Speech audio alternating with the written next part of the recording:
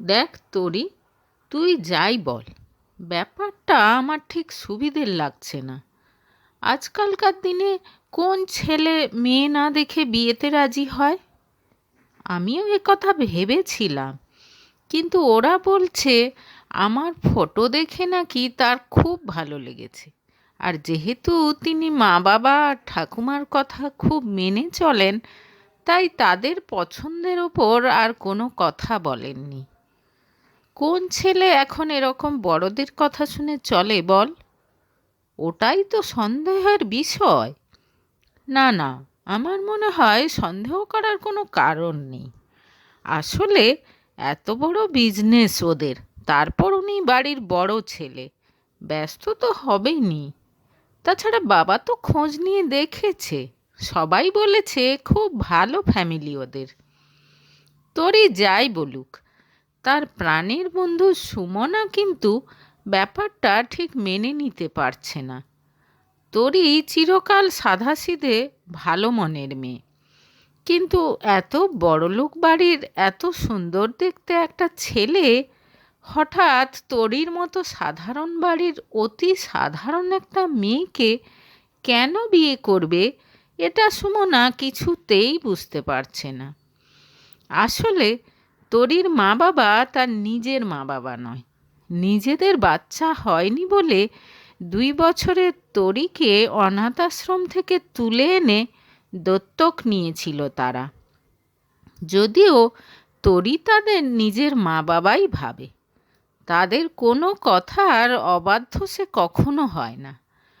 তাই কলেজ শেষ হওয়ার পর বাবার বন্ধু যখন বিয়ের সম্বন্ধ নিয়ে আসে, আপত্তি করেনি সে। বিশেষ করে মা এই সম্বন্ধটা নিয়ে এত খুশি যে আলাদা করে নিজের ভালো লাগা খারাপ লাগা নিয়ে আর কোনো গুরুত্ব দেয়নি তরি। সে জানে সুমনা তার ভালো চায়, কিন্তু তাই বলে মা বাবার পছন্দ নিয়ে তার কোনো সন্দেহ নেই। তারা তরির জন্য যেটা ভালো মনে করবে, তরি সেটা চোখ বন্ধ করে মেনে নেবে। যাই হোক, এক শুভ দিনে ধুমধাম করে বিয়ে হয়ে গেল তরি আর রৌনকের। বিয়ের আসরে রৌনককে দেখে চোখ সরাতে পারছিল না তরি। কি দারুণ দেখতে!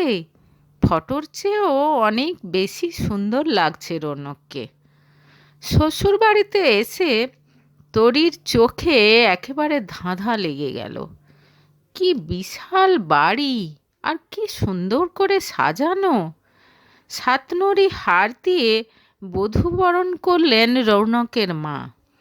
তারপর তরিকে নিয়ে আসা হলো তাদের ঘরে। তরির কাছে সব কিছু যেন স্বপ্নের মতো মনে হচ্ছে। তার ভাগ্যে এত কিছু ছিল। খুশির সঙ্গে সঙ্গে একটা ভয়ও যেন ধীরে ধীরে তাকে ছেঁকে ধরছে এবার। এদের সঙ্গে সে মানাতে পারবে তো? আর একটা জিনিস নিয়েও তার একটু খটকা লাগছে। এই এতক্ষণ ধরে রৌনক তার সঙ্গে একটা কথাও বলেনি। শুধু তার সঙ্গেই নয়, কারো সঙ্গেই সে কোনো কথা বলেনি। বাড়ির লোকজনও যেন তাকে খুব একটা ঘাঁটাচ্ছে না। মামাতো মাস্তুতো ভাই বোনেরা তরিকে নিয়ে দু একটা মজা করলেও রৌনকের সঙ্গে কিন্তু কেউ মজা করছে না। একটু যেন এড়িয়ে এড়িয়ে যাচ্ছে তাকে। নিজের ঘরে এসে বিয়ের পোশাক ছেড়ে জামা প্যান্ট পরে সেই যা বেরিয়ে গেছে রৌনক, আর তাকে দেখেনি তরি। আজ অবশ্য তাদের কাল রাত্রি, হয়তো সেই জন্যই অন্য ঘরে আছে সে। নিজের মনকে বোঝালো তরি। পরদিন সকাল থেকে রৌনককে এক ঝলক দেখার জন্য উতলা হয়ে উঠল তরির মন। হাজার হোক তার স্বামী তো, তার উপর ওরকম হিরোদের মতো চেহারা, কিন্তু রৌনকের দেখা পেল না সে। এমনকি নিজের ঘরেও আসেনি সে। দুপুরে খাওয়ার টেবিলে রৌনককে দেখে মনটা খুশি হয়ে গেল তার। রৌনকের অবশ্য কোনো দিকে হুঁশ নেই। চুপচাপ মুখ গুঁজে খেয়ে উঠে গেল সে। তরির দিকে একবারও তাকালো না পর্যন্ত। বিকেলে পার্লার থেকে তরিকে সাজাতে এলো। রৌনকের ঠাকুমা বেশ কিছু ভারী ভারী সোনার গয়না দিয়ে গেলেন তাকে পরানোর জন্য। সাজ কমপ্লিট হয়ে যেতে আয়নায় নিজেকে দেখে চমকে উঠল তরি। কি দারুণ দেখাচ্ছে তাকে, একেবারে রাজরানীর মতো। ইস, রৌনক যদি একবারও চোখ তুলে তার দিকে তাকাতো, মনে মনে ভাবল সে।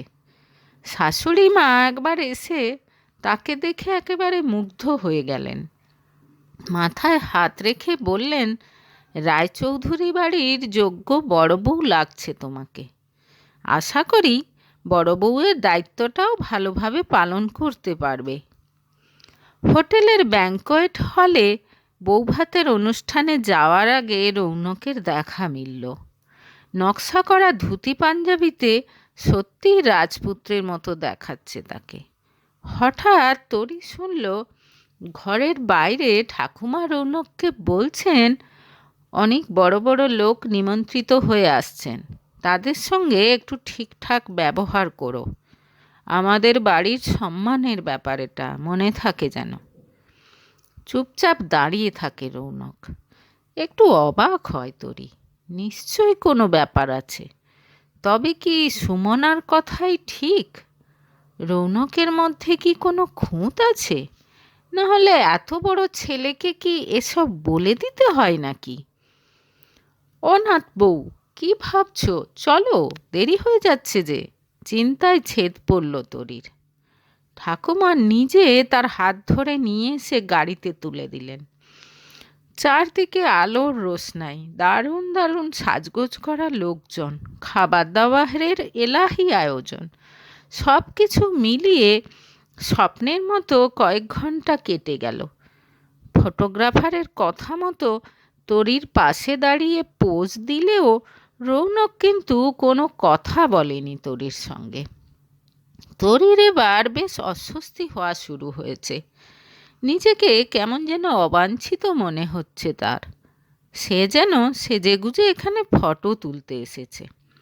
মাঝখানে একবার ফটোগ্রাফার রৌনককে তরির হাত ধরতে বলায় বেশ রেগে গেল রৌনক। আবদারের শেষ নেই আপনাদের, না? পাশেই তো দাঁড়িয়ে আছি, তবু হচ্ছে না। তরি খেয়াল করল হঠাৎ কোথা থেকে ঠাকুমা এসে হাসি মুখে বললেন, কি হয়েছে দাদু ভাই, রাগ করছো কেন? বুঝেছি, তোমার লজ্জা করছে। আসলে আমি ওকে বলেছি তোমাদের এরকম একটা ফটো নিতে। ফটোটা আমার ঘরে বাঁধিয়ে রাখবো। দুজনের হাতে হাত ধরিয়ে দিয়ে ফটোগ্রাফারকে ফটো তুলতে অনুরোধ করলেন তিনি। যন্ত্রের মতো হেসে ফটো তুলল তরিও। তার ভেতরে প্রচণ্ড একটা ভয় কাজ করছে এবার। রৌনক যে আর পাঁচজনের মতো স্বাভাবিক নয়, এটা সে ভালোই বুঝতে পারছে। বন্ধুদের বিয়েতে দেখেছে নতুন বরবউ হাসি মুখে কত সুন্দর সুন্দর পোজে ফটো তোলে, আর তার বরের তো তার পাশে দাঁড়াতেও অনীহা। প্রথম দিন থেকেই যদি এরকম হয়, তাহলে পরে কি হবে? সারা জীবন কিভাবে কাটবে তার? তরির মন উতলা হয়ে ওঠে। চারদিকে এত হইচই, আলো আড়ম্বর, সব কিছুই যেন বড্ড মেকি মনে হয় তার। আর যাই হোক, রৌনক যে নিজের ইচ্ছেতে বিয়েটা করেনি, এটা পরিষ্কার। রাতে বাড়িতে ফিরে নিজেদের ঘরে ঢুকে অবাক হয়ে যায় তরি। গোটা ঘর ফুল দিয়ে সাজানো। শুধু ফুল দিয়ে যে এত সুন্দর করে সাজানো যায় তা তার ধারণা ছিল না। ভালো করে চারদিকটা ঘুরে ঘুরে দেখল সে, কিন্তু কয়েক সেকেন্ডের মধ্যেই তার সমস্ত ভালো লাগা উবে গেল। আজ তাদের ফুলশয্যা, কিন্তু রৌনক আদৌ তার সঙ্গে এই ঘরে থাকবে কি? থাকলেও তার মুড কেমন থাকবে, তরির সঙ্গে কি ব্যবহার করবে, সেটা নিয়ে যথেষ্ট সন্দেহ আছে তার। ধীরে ধীরে আবার সেই ভয়টা চেপে ধরল তাকে। হঠাৎ হইচই করতে করতে রৌনকের মাস্তুতো পিস্তুতো বোনেরা ঘরে ঢুকে এলো। কিছুক্ষণ তরীর সঙ্গে ঠাট্টা তামাশা করার পর তরীকে খাটের ওপর বসিয়ে দিয়ে তারা চলে গেল। অপেক্ষা করতে লাগলো তরী। ভয়ে তার বুক দুরুদুরু করছে। রৌনক যে কী রূপে তার সামনে ধরা দেবে, কিংবা আদৌ তার সামনে আসবে কি না, ভাবতে ভাবতে অস্থির হয়ে উঠছে তার মন। প্রায় আধ ঘন্টা হয়ে গেছে বোনেরা চলে গেছে, কিন্তু রৌনকের দেখা নেই। রাত 12টা বাজতে চলল। অজানা এক আশঙ্কায় ভরে উঠছে তরীর মন।